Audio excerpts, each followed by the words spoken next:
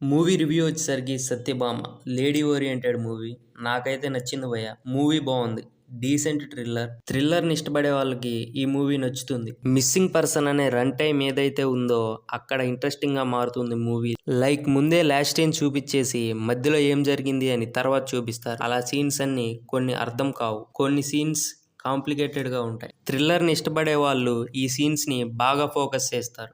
Mass and action మూవీని ఇష్టపడే వాళ్ళకి ఈ సీన్స్ బోరింగ్‌గా అనిపిస్తాయి. ఓవరాల్‌గా one time good entertaining thriller.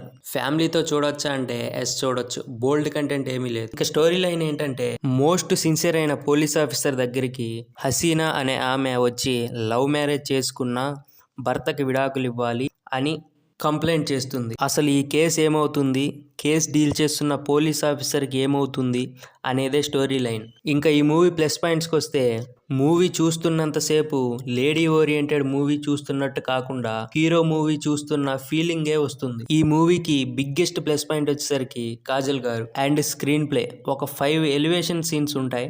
Super ఉంటాయి మామ. మనం కూడా బాగా ఎంజాయ్ చేస్తాం. మూవీలో ట్విస్ట్లు బాగుంటాయి. బ్యాక్గ్రౌండ్ స్కోర్ అండ్ మ్యూజిక్ మూవీని సగం ఇవే పైకి లేపాయి.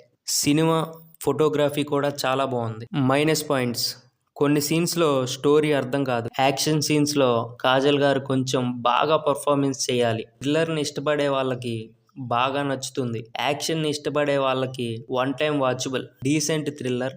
రేటింగ్ వచ్చేసరికి 3/5. రివ్యూ నచ్చితే సబ్స్క్రైబ్ చేసుకోండి భయ్యా.